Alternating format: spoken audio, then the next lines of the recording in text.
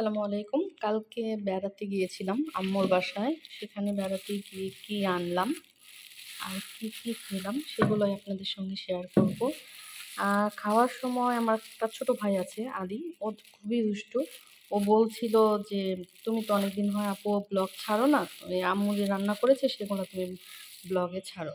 তো আমি বলছিলাম যে, "না, যেহেতু আমার হাসব্যান্ড সঙ্গে ছিল। আর উনি ভিডিও করা খুব একটা পছন্দ করে না। তারপরও মাঝে সাঝে আমি একটু বুঝিয়ে তারপর ভিডিওগুলো করি।"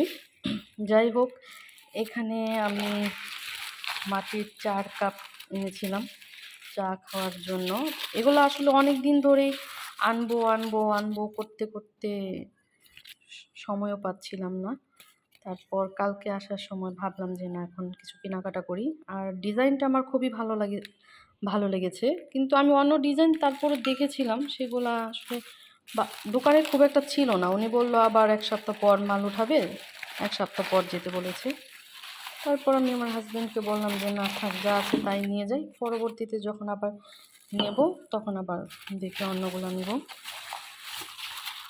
আর এগুলা বুঝলাম না, মানে আগেকার দিনের মানুষ যখন মাটির প্লেটে গ্লাসে খেত তখন কিন্তু শুনেছি এত দাম ছিল না। এখন যে পরিমাণে এগুলার দাম হয়েছে।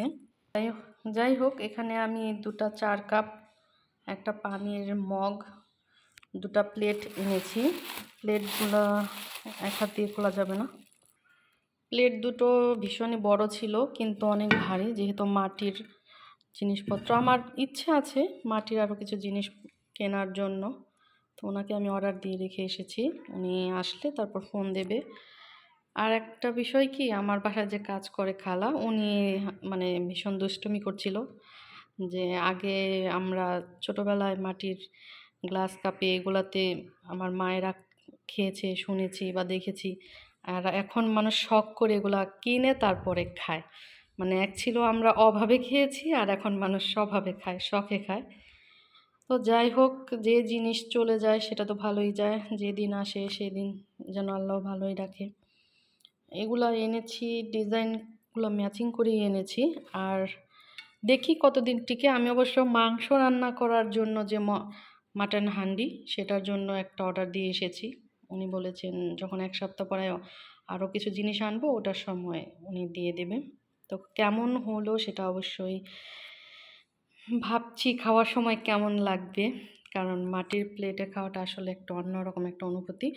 তো ওনাদের দোকান থেকে আমাকে বলে দিয়েছে, যেহেতু ওই দোকানটা আমার অনেক পরিচিত, ওই দোকানের থেকে আমি সবসময় কেনাকাটা করি। মাটির জিনিস কেনাকাটা না করলে অন্যান্য জিনিস ওনারা অনেক কিছুই বিক্রি করে। আর এমনিতে ওনাদের জুয়েলারি শোরুম আছে, তো জুয়েলারি কিনা হয় বেশি, গোল্ড কেনা হয়। যাই হোক, তো ওনারা আমাকে বলেছেন যে আমি যেন এটা নিয়মিত ২-৩ ঘন্টা পানিতে ভিজিয়ে রাখি। তো আমি আনার পর আমি এনেছি কালকে রাতে, এরপর থেকে আর সময় পাইনি। তো এখন ভিজিয়ে রাখবো। তারপর দেখা যাক ২-৩ ঘন্টা পর ভিজানোর পরে ওনারা বলছেন যে তারপরে কোনো কিছু খেলে বা কিছু ভাত-টাত শুকিয়ে যাবে না, লাগবে না। তো ট্রাই করব এখন। তো যাই হোক, এখানে আমি পানিতে ভিজিয়ে রেখেছি। বালতিতে ভিজালে কি হতো, এক বালতিতে তো এভাবে ভেজানো যেত না। আর গুলে ভিজালে কি হয়, পানিটা ভালো করে লাগে। আর এটার মধ্যে কিন্তু একটা শব্দ হচ্ছে, শুনতে পাচ্ছেন কি না জানি না,